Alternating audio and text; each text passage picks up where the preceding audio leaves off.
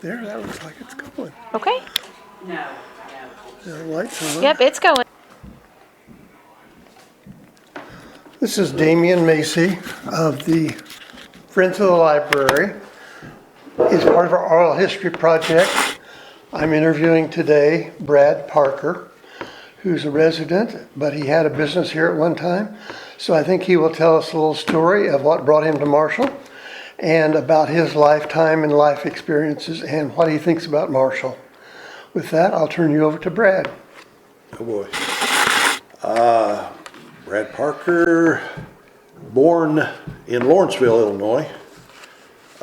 Mom and Dad, Wayne and Sue Parker, were longtime residents. Robinson grew up, went to high school there. They were married there. Dad was a school teacher, counselor, basketball, football, baseball coach. Mom was, of course, took care of me and my two brothers. She did some odd jobs. She was secretary for lawyers. She was a substitute teacher. Then she worked at the golf course in Brazil when we moved into Indiana. Brad, what did she teach? She was just more of a substitute teacher. Wherever they needed her to fill in, she would fill in for them. When I was very small, we moved to the state of Washington. Dad was in the military. Wow. He was an MP. We moved there, I suppose, from what I don't remember, but what I'm told, we lived there a couple of years. We moved back to Salem, Indiana. Dad got a job teaching there. After that, Dad got a job in Brazil, Indiana. And we moved there, I believe, in the early 60s. I was only about 5 or 6, but that's where I spent most of my childhood, growing up in Brazil, high school in Brazil, college at Indiana State. What was your major? Honestly, I did not have a major because I only went 2 years. I was going to follow in Dad's footsteps, become a teacher, probably a coach. But I met my future wife at Indiana State. That changed everything. And she lived here in Marshall. And I came and just by chance took the civil service test for the post office. And I was just finishing up my sophomore year at college when then Postmaster Jim Bennett, after interview, he says, "You want to go to workforce?" So I did not finish the last 2 years at college. I went to work for the post office here in Marshall. Do you ever, I guess, regret or wish you had gone back to college? No. Okay. No. It was pretty simple. Of course, you think you start working as a teacher, making $10,000, $11,000 a year, or you can work for the post office, making considerably more than that a year. Plus the security of working for the post office was there. No. Especially working right here where I was going to make my home anyway, so it was perfect. Did you ever think about, well, maybe Brazil, Indiana would be the place to live, or Washington, or one of the places you might have lived before? Boy, you were talking years ago. I don't think so. Brazil was a nice little town, but just the thought of getting out of the area in which I grew up, going someplace different. Of course, we only moved, 60 miles to Marshall, but it was different, a different state, a different community. I really never had any set plans, but when I landed here, it suited me just fine. Good. And that's what brought you to Marshall. That, yeah, the job, and of course, my wife was a school teacher here, so she didn't have to pull up roots and go somewhere else. I was here, post office. In fact, when I first moved here, I only lived about 7 blocks from the post office. I could walk to work, yeah. What was your wife's maiden name? Martin. Okay. Dean and Margie Martin were her folks.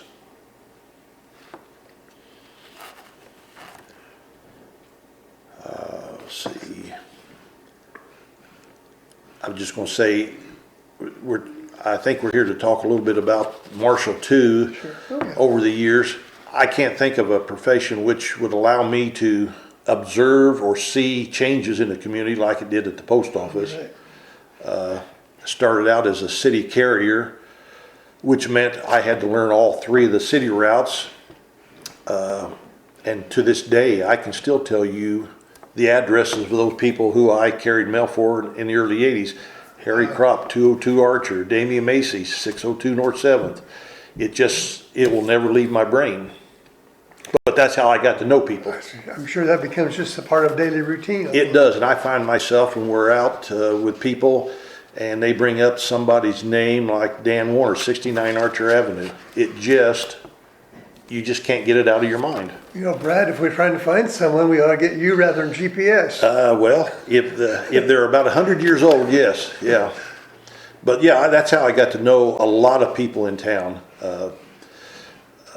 Just simply delivering their mail, a community this size, everybody would meet you at the door at one time or another. Wintertime, offer you a cup of coffee or cocoa, glass of water in the summertime, or just, shoot the breeze with you, because a lot of the people in small communities, especially those elderly who are single, Sure.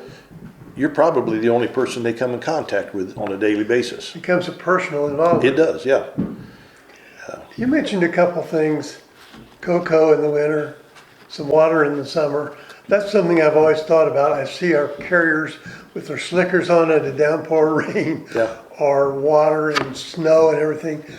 Does that ever, I guess, find a frustrating thing for you?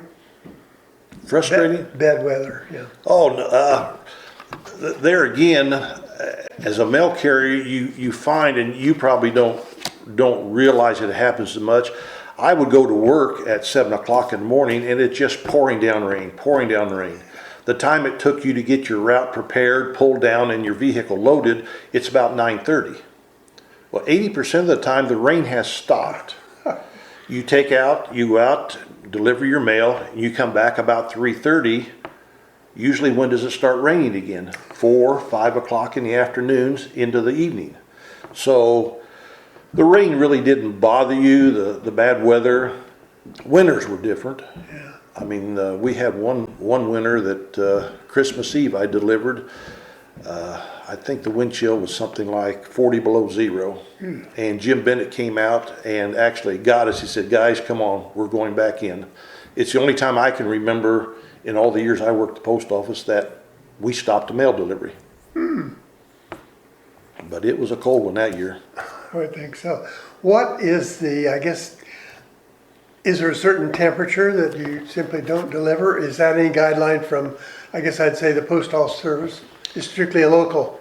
I would say it's just common sense. I mean, like Jim, there's nothing in cut in stone that says, here, Jim just knew. Common sense. It's too cold for my carriers to be out there. And I still have on my left hand, the two middle fingers, the tips are, when it gets cold, from the frost. I had some frostbite on them, yeah. They let you know, but no, it was just common sense. Well, you saw, I guess, at that time, probably an ideal time to be there. Obviously, times have changed. Things have changed. The post office has changed. What's your opinion of some of the changes that are taking place now? I heard they're proposing only a 3-day delivery, a 4-day delivery, all kinds of crazy things that I don't know if any of them will come to pass or not. I don't know. I think the biggest change in the post office is the mail volume, which is causing all their problems right now. There were days back when I carried, you physically were almost physically unable to carry the volume of mail that you had. Think back to the days when in that era, 80s, you had Good Housekeeping, you had Better Homes and Gardens, you had Glamour magazines, you had Newsweek, you had Time magazine, you had Wall Street Journals, Terre Haute Tribunes, New York Times, Paris Beacon. You had TV guides. A lot of weight. A lot of weight. Yeah. You almost couldn't physically take it. These days, the post office has become basically deliverer of FedEx and Amazon packages. It's the mail volume, first class letters. Nobody sends letters to grandma or grandpa anymore. You still get the bills though. You get the bills, but for the most part, the majority of people pay their bills online. So the volume has gone to nothing other than just packages. As far as some of the, that one thing that hasn't changed is the head scratching. Even when I worked, I wondered why some of the decisions were being made by the guys who sit in Washington, and it hasn't changed, because today I still scratch. No, it's strange. Back at that time, do you recall what the postage rate was for a first class letter? Oh goodness, I can remember 17 cents. That's probably about the first I can remember selling stamps, because not only did I carry, I also worked inside. I served as a clerk too. I can remember 17 cents, and then it creeped up to 19, 21, and I couldn't even tell you what it is today, Damien. 73 cents. 73 cents. That's a long way from 17. It is, but people, and I would defend the post office when people would complain about things. When you think about your letter that you spend 70 cents and I get it all the way to California for you on a truck that's spending $5.30 a gallon in gas. 70 cents is still pretty cheap to get a birthday card to grandma in California or Hawaii or Alaska. You couldn't drive there for that. You could not drive there for that, and we can't hardly drive there for that either. Phone call might be that much too. Phone call, well, with cell phone, of course, when you had long distance, you couldn't call grandma and talk very long. But no, I still think it's a bargain if you still use, even a package you can get from here to California, a small package for $6-7. Drive from here to Terre Haute and back, and you're going to spend $8 in gas. Right. So it's still a bargain. And yeah, they've had to adjust their delivery schedules. Used to, you could mail a letter here and it would be in Ohio day after tomorrow. Things have now changed, because they do may sit for a day or so while they have enough to fill a truck to make it worthwhile to get it to Ohio or to New York or Pennsylvania.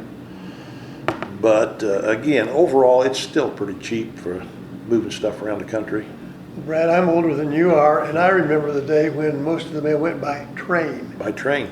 And they'd drop off a bag and it would be there this afternoon almost. Yep. Depending on the route of the train. Well, prior to that, you had delivery two times a day. They did. They would come in, the carriers would come in the morning, sort the mail, deliver, go home, and come back in the afternoon and Right. deliver mail again. When I was a youngster, we had 2 times a day delivery. 2 times a day.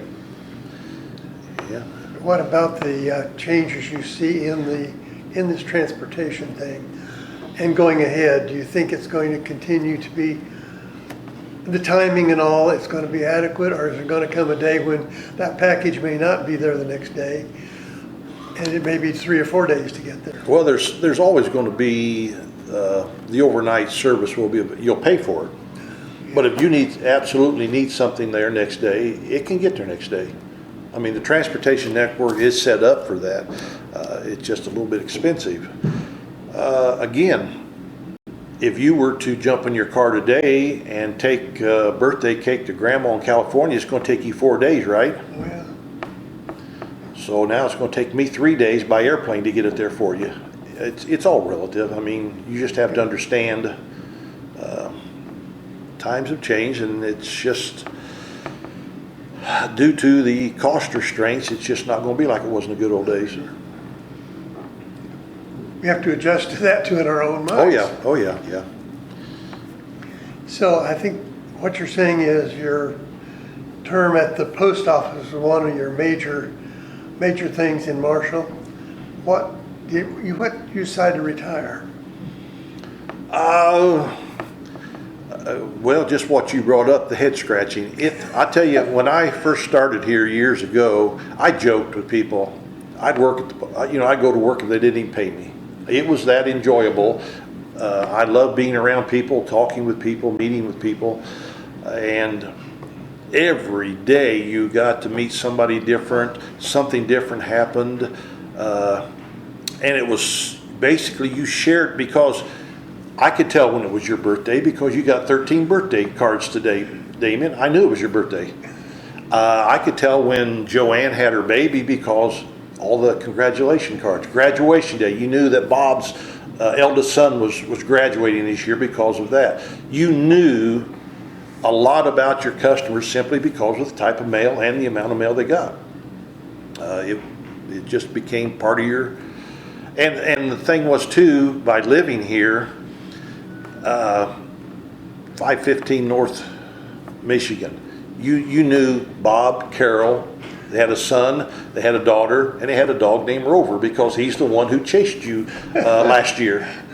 You knew a lot about your customers. Do you think that's true today? I don't think so, no.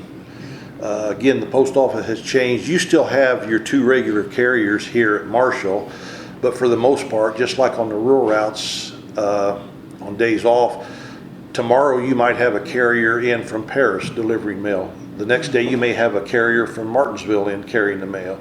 Next day somebody from Casey. They don't know you like we knew you. You are an address, 602 North 7th Street. And not anymore you're not, but that's just, you're an address. And the mail, if it has an address, it goes there. I guess the change of like people moving and all is today totally, I guess, a totally different atmosphere because I don't even know our post delivery person. I realize that. Yeah. It's not always the same person. No, again, that's what we run into. And of course, I've been going 15 years. It's been that long. But again, due to cost-cutting measures, we had a regular carrier on City 1, City 2, and we had a carrier on the uptown route, City 3, but we also had another sub. So when somebody was off, we always had one of our own to fill in, and delivery went smooth. It was there. Danny Davison used to deliver your end of town. You could set your watch by Danny. That's about right. He'd be at your front door at 1:15 every day. Mm-hmm. Now again, one carrier may deliver their route and then have to go over to another route and deliver part of it because we don't have enough to fill it in. So you may get your mail at 8 o'clock in the morning. You may not get it till 4 p.m. in the afternoon. Again, it's all cost-cutting measures.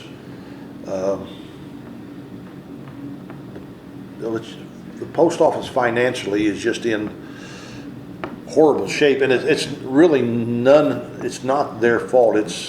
You'll get into something we don't want to discuss here, but with Congress and the restrictions and the burden of prepaying health benefits and retirement funds, yeah, they have put us to where, and I still refer to us as us because I worked there for 33 years, so it's very difficult. Were you were always in Marshall? No. I started in 80. In 87, I transferred to Terre Haute. I worked 2 years, worked night shifts in Terre Haute, in the distribution center in Terre Haute. After that, I became postmaster over at Center Point, Indiana. I was there for 4 years. In 94, I came back as postmaster here. Okay, I wasn't sure what those were. I guess I thought you were probably here the most of the time. No, I left in 87. I was gone 7 years. 94, came back as postmaster. Do you ever think about those were good old days? It'd be good to be back in them. I suppose. I mean, I enjoy what I'm doing now. Which is? I play golf 5 days a week. I help out at auction houses. I do a lot of antique hunting. Coin collecting. I stay busy. I think we all do. Oh yeah. Now, what transitioned you into the business that you had here for a while? Well, my second wife, her dad, Ron Deisher, him and Gracie, they were just antique nuts. Oh, yeah. My folks, Dad collected primitives a lot, and so I was hauled around to flea markets, yard sales a lot when I was a kid. And then when we got married, Ron's got me more into it. Rhonda was into it. In fact, when I was postmaster here in '96, Rhonda and I opened up an antique shop down in the old Hedges building, R&B Collectibles. We were there for 4 years. I got that. But working full time as postmaster here, I couldn't devote enough time to the shop, so we closed it down. We just packed up a lot of the stuff that we had there. And then when I, in 2000, when was it? Must have been 2010, I just turned 55. Post office said, hey, we want you old timers out of here. They offered us an early out. And I couldn't get out the door quick enough. And Rhonda's dad, again, Ron, was just about ready to get rid of his business here in the old Blankenship building. And I thought, gotta have something to do. So I bought the business off of him, and I started my antique business and coin shop there at, let's see, 522 Archer Avenue. I think that's about right. Yep. But I've always loved antiques and stuff like that. Do you still dabble in that? Oh, thing? absolutely, yeah. From what you said earlier, I assumed you did. Yeah, I still do. Especially the coin business. I still have people calling me constantly on wanting to get appraisals for coins or selling coins or just information about what grandpa left them or mom and dad left them. I'm always doing that, and I find myself when we travel, first thing I look for is a place to eat. The second place is an antique shop. That's a good Yep. sequence. Good sequence. So yeah, that's what I find myself doing now. And summertime, again, we're playing golf. Wintertime, I spend a lot of time down south in Florida. Good choice. Buddy and I got a boat down in Bonita Springs. We spend 12, 14 hours a day on our boat fishing in the ocean. Are those fishing just for fun or for dinner? No, it's primarily just for fun. Yeah, just for fun. Do you have other, I know you said golfing was a hobby. Do you have other hobbies? Not so much. Again, I just love the antiquing, the thrill of the hunt. I still dabble in the coins whenever I can. That's always been a passion. Dad started me doing that. I must have been 14 when I started coin collecting, so that's been 53 years collecting coins. Started playing golf when I was 6, so I'm in my 61st year of playing golf. But that keeps me busy. I see ads all the time on television. Buy gold, buy silver, all of these things. I guess in your mind, is that really a legitimate, I don't consider it an investment, but they kind of lead you to believe it is. Well, it all depends on how you look at it. If I were to show you some gold that I bought back in 1977, where I paid $62 an ounce for it, it's now $2,500 an ounce. Yeah, it was a pretty good investment. It's just like everything else. You don't put all your money into stocks. You don't put all your money into gold, silver, but it's always nice to have a little bit. I joke with my buddies, I don't have a lot of stocks because I'm not, as Forrest Gump said, I'm not an intelligent man when it comes to, I don't understand how Facebook, a company with 200 employees and a bank of computers is worth $7 trillion. I just don't understand that. But I've got friends who, it always seems funny when their stocks go up, my gold goes down. But when their stocks go down, my gold goes up. So we joke back and forth about that, but you ought to have something like that, just like real estate. It's all diversified and have a little bit of everything, yeah. back, I remember many years ago, there was a big thing on the gold Cougarans. Are those still available even, or do they have any value now? Or- Yeah, they're 1 ounce of gold. Okay, The big thing with that was the South Africa with the civil rights and the human rights. U.S. they banned the Cougarans. You couldn't buy them here in the U.S. I couldn't tell you for sure whether that's still. It's not enforced. But no, you can buy the Cougarans, the 1 ounce Cougarans, the American gold, the Mexican gold, the Canadian maple leafs, rubles from Russia. Every country has their own gold, 1 ounce gold coins that you can purchase to put away. so do those, if you buy them today, pretty much equal to the price of gold? You said something about $2,500 an ounce? Most of the time you'll pay a premium, especially if you're buying from a dealer, you're going to pay a premium. Okay.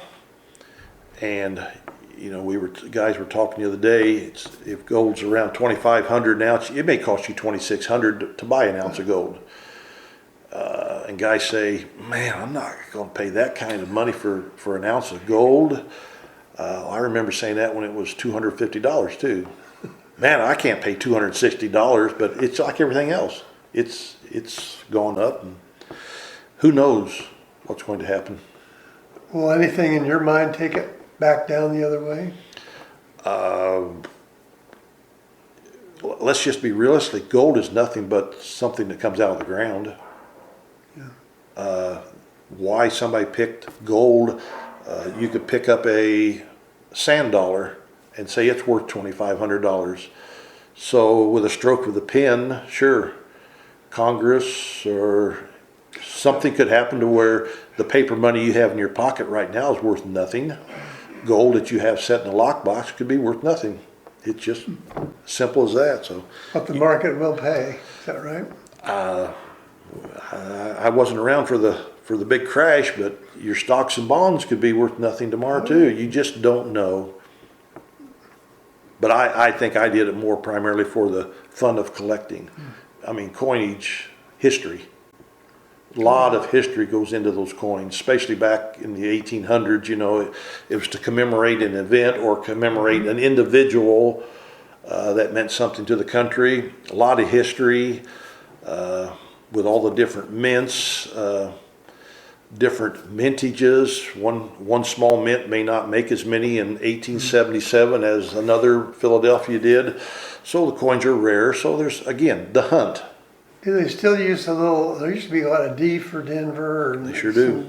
Yep. Symbols on there that you could tell. I guess I didn't even notice that. Still done? Yeah. Okay. Yeah. Denver is the D, San Francisco the S. Yes. Philadelphia did not use, if it was a plane, it was just a Philadelphia. Now they got the West Point. You'll see W on the coin for the Really? West Point Mint.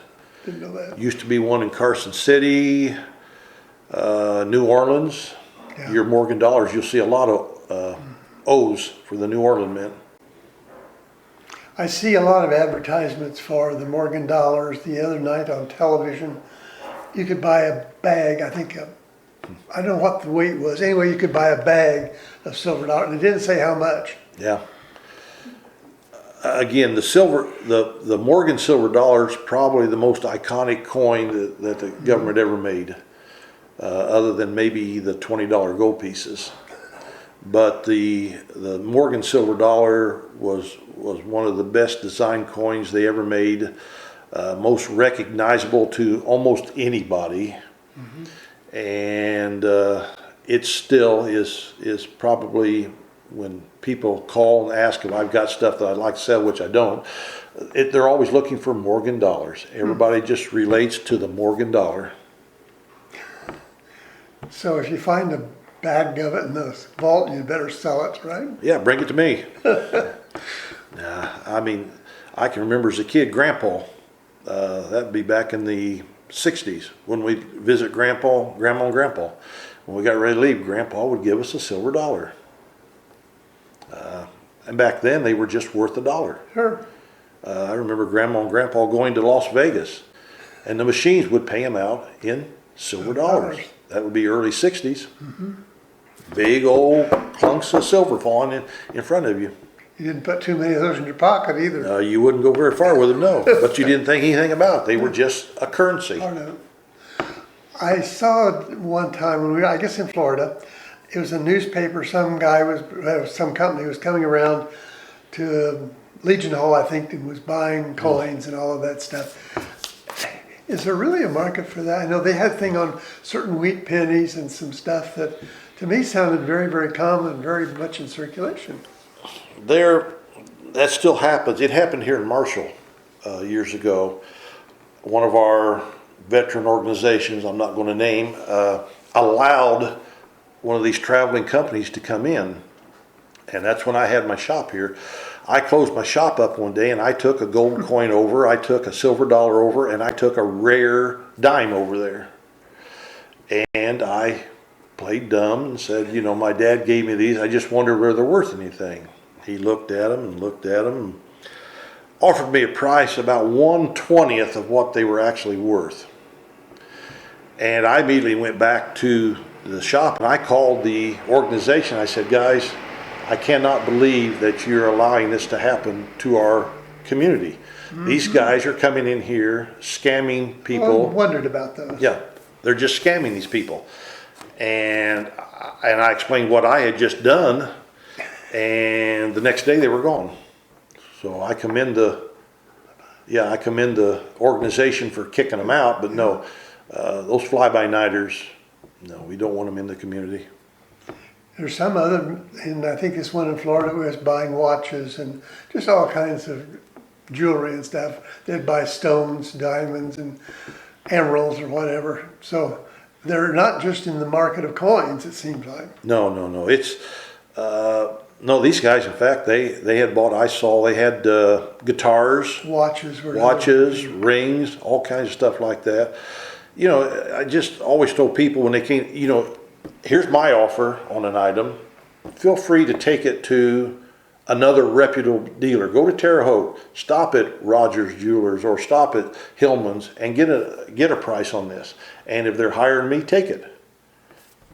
But do not take it to these. Don't just go to the hotel over in Terre Haute. Yeah. These guys are going to be at the Days Inn for 2 days and sell your stuff. No. And they're gone. They're gone. So's your money. So's your goodies, yes. That's the, I guess that, I come back to that wheat penny and some things are just seemingly so common. Do those really have much value? You have to know your coins. Yes, the 1909 SVDB, which is a 1909 San Francisco, and the VDB initials on the back for 1 year, that's about a $2,000 penny. Really? Yeah. But your 1909 plain is a $1.50 penny. Same year, different mint. But it says 1 cent. Yeah, but it's a $2,000 coin. You just have to know that kind of stuff. Again, your Carson City Morgans, $300, $400, $500, $600, $800, where your normal Morgan dollar might be $30. It's like everything else. If you're buying watches, you're buying rings, you're buying cars, you're buying coins. You better know what you're doing if you get into it. You went through that and had your fine business here. What changed your attitude then about having the business and decided to retire? You mean retire second time, huh? Second time. Again, the business was a fix for, I just loved working at the post office, being behind the counter, postmaster, people coming in, seeing people, talking to people.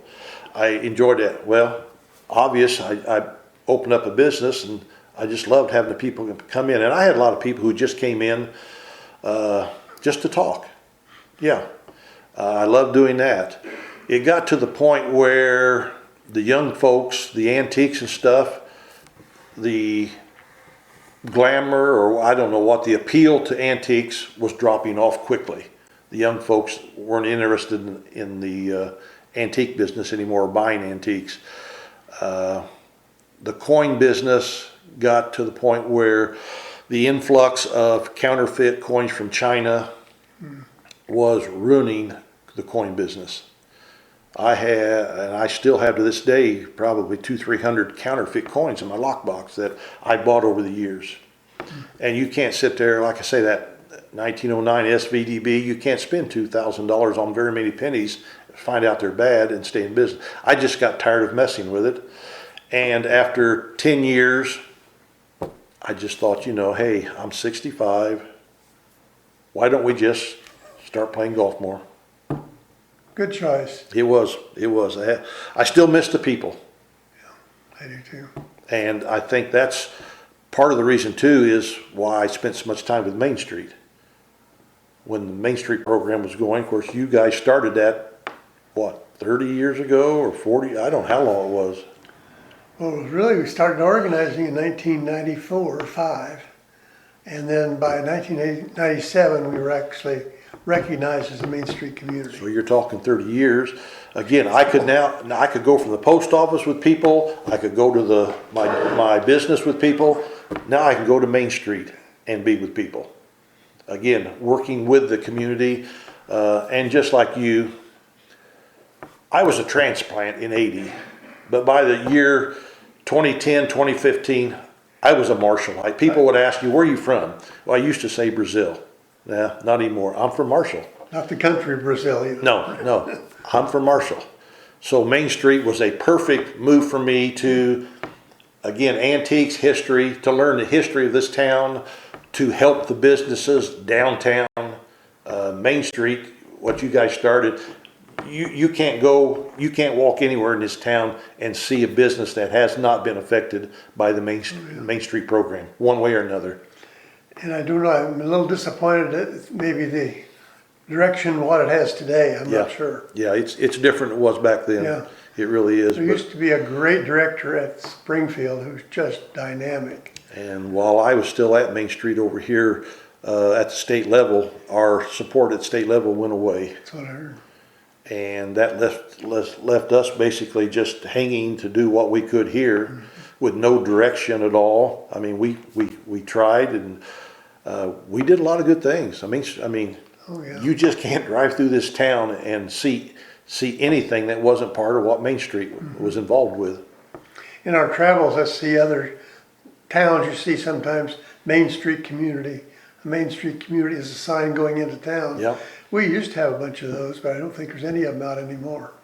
I'll tell you a story about the little town, and I told this to the city council. I had a buddy who had a business up in Indianapolis, and he was going to expand, and he was looking at some surrounding communities to, for possible locations. Mm-hmm. And he was over here in Marshall. He says, one thing I look at when I go to a small town is that sign that's at each edge of the town where it shows a Lions Club, Rotary Club, Optimus Club, a Main Street, all those signs we have out. He says, that tells me that community is involved, that community is going to sustain itself. He said, that's what I look for. And that just surprised me. But he's right. I mean, we have so many organizations right here in this community that help the community. And they are basically all active too. I mean, not just a sign. Oh, how many different boards have you served on in your lifetime? Quite a few. Yeah, but it takes people like you and it takes people like that to make this community what it is. I've really enjoyed being here. Good. What would you recommend if you were traveling somewhere and someone says, where are you from? Marshall, Illinois. Where's that? What would you tell them about it? Oh, goodness. Just your typical small town, relaxed community. Probably one of the nicest business communities you'll ever run into. I mean, it's not like it used to be even 10 years ago, but how many towns do you drive into now that you see vacant, dilapidated buildings? You don't see that in Marshall. Or you drive through on a Friday and you see a band playing. I hate the joke, well, it's like Mayberry RFD. Well, maybe it is. But what's wrong with that? I played in the city band 35 years straight. Yeah. It's just we don't have like what we'd like to have, the attractions to draw people in the state. Casey has done a tremendous job over there with their world's largest. And we were at Main Street. We tried to incorporate us, Martinsville, and Casey, get them off the interstate, come through these 3 towns and put them back on the interstate and send them on their way. We didn't materialize like we'd like, but, and then again, I remember years ago, you just get on US 40 and travel cross country on 40 to these little communities, stop and get you something to eat at probably the best food you'll have. We have done that. Yeah, these little towns. Going east. Yep. And you hit an antique shop or two. You drive for a while, hit another antique shop or two. You could just make a week of it traveling on US 40 and have a blast. You could find some great family diners that were fancy but had great food. Best food you'll ever run across in these little towns. Yes, absolutely. But if you were now, say you were in England and you've told them all of these things, would you leave it at that, or would you say, hey, you ought to visit sometime? Oh, I would suggest to them, a road trip. I mean, I don't know whether they do road trips in foreign countries like that, but Yeah, I think they do. rent yourself a car. I mean, that's what I would do if I went to a foreign country. Rent a car and just go from town to town. I mean, Marshall's different than Martinsville. Sure. Martinsville's different than Casey, which is different than T-Town, which is different than Effingham. There's something different in each town. I mean, you spend a half a day in Casey going through the big world's largest. Here, all our murals that we have, you can spend 2-3 hours here real easy. And that was always the big thing with the Main Street too. If we could get them off the highway, maybe they'd buy lunch here. Maybe they'd fill up their gas tank with gas. Maybe they'd stop at the IGA and get something. It was always, you just never know what people will do when you get them into your little community. We've got a few big cats too around in town. We have all the cats, yes, absolutely. When I had to shop uptown, it was not unusual to see the kids climbing all over, mom and dad taking pictures. They would hunt down all the different lions. Yep. A while back, I happened to go into the courthouse. This was right after the big thing with the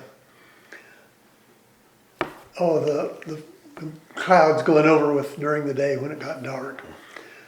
And that next day, there was a couple out there on the pitchfork, and they were taking pictures. And I asked them where they were from. They were from Iowa. There you go. The next day, I was out how to do the same thing, and there was a couple from somewhere in Ohio. I don't remember now where it was, but they were from Ohio.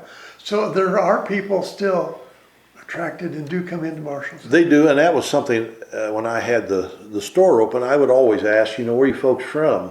Mm-hmm. And I would say 95% of my business was from out of state. Oh, really?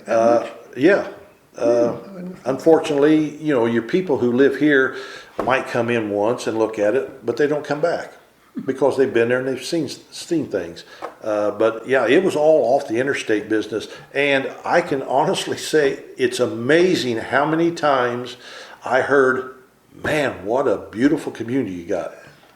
And it's true, because not only is the downtown look nice, but as you travel up Route 1 to the interstate, lawns are mowed. You don't have refrigerators sitting on front porches or couches out on the side. It's just they could not believe what a beautiful community we have here in Marshall.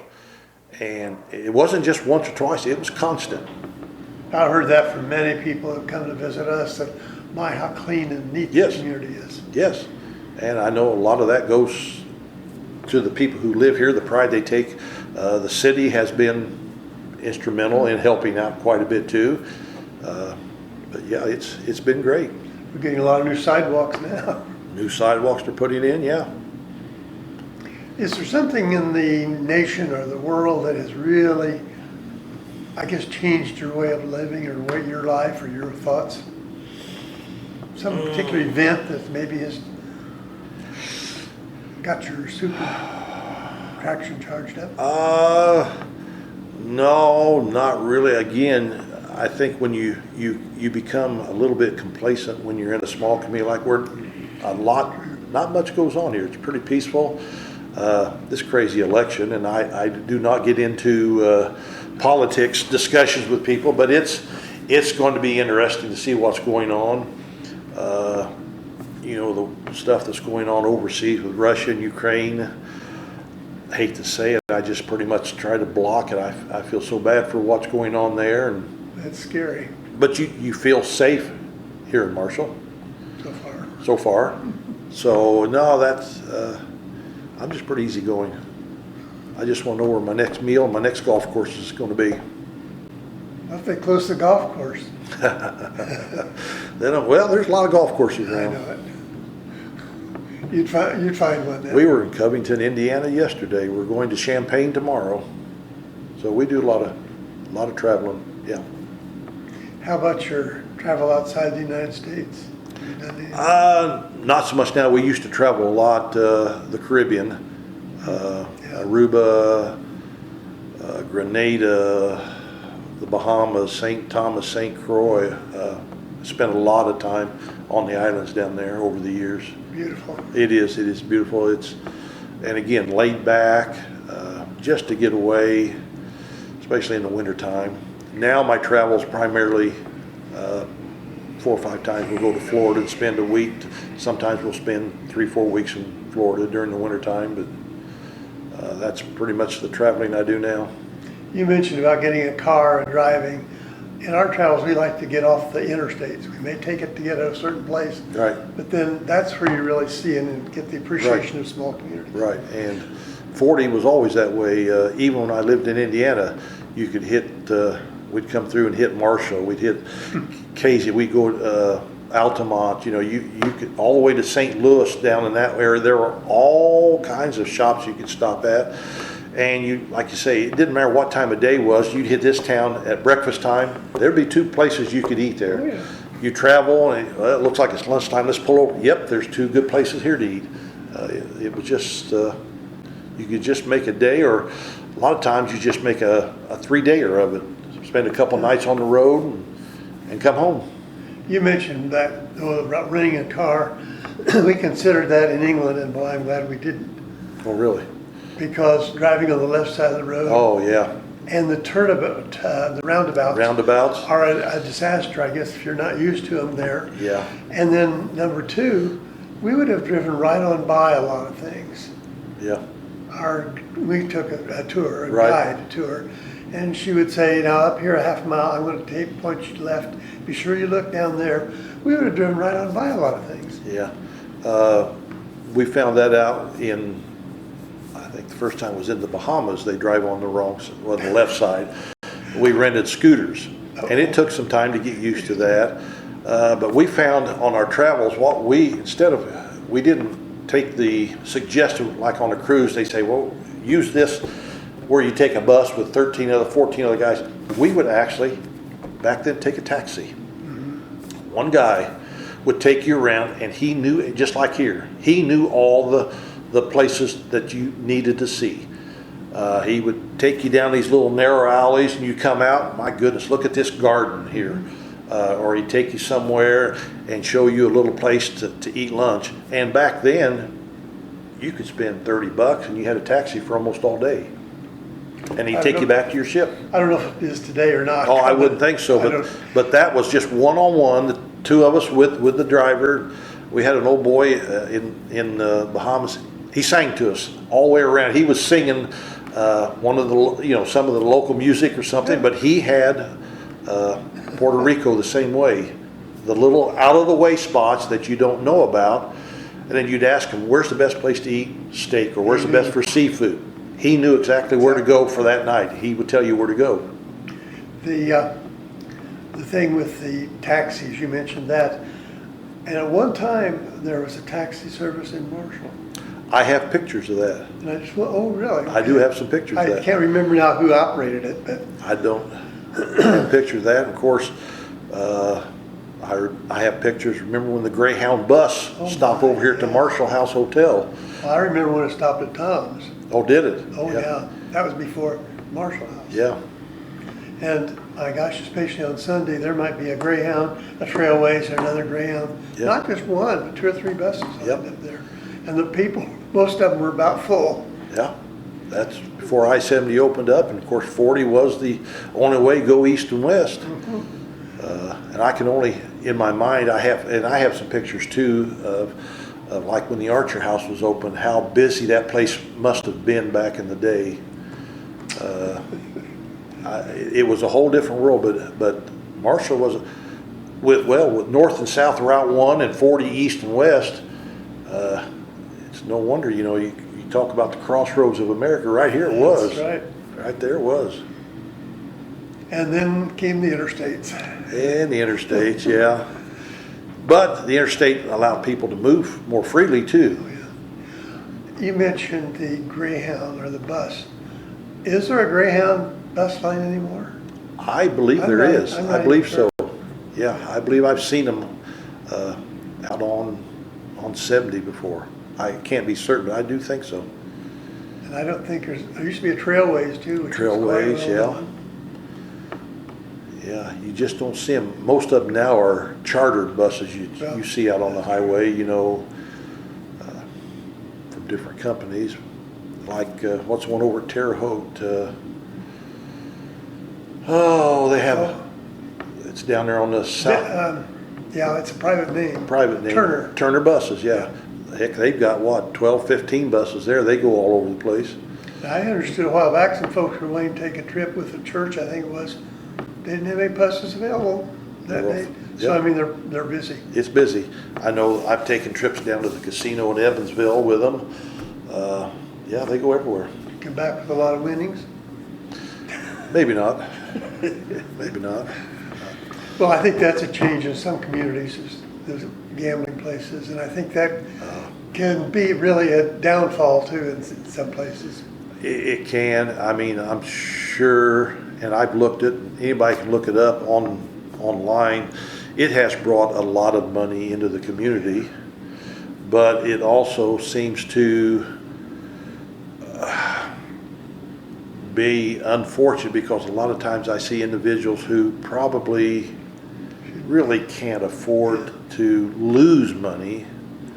It's that false sense of, hey, I can hit it big here, but let's be honest, they don't build these $2 million casinos because they're giving money away. No.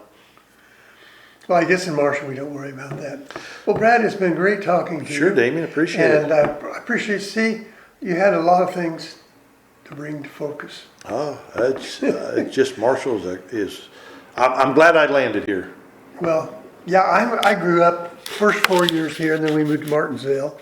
And then after that, I went to Indiana State, graduated, and we lived in Chicago about 15 years.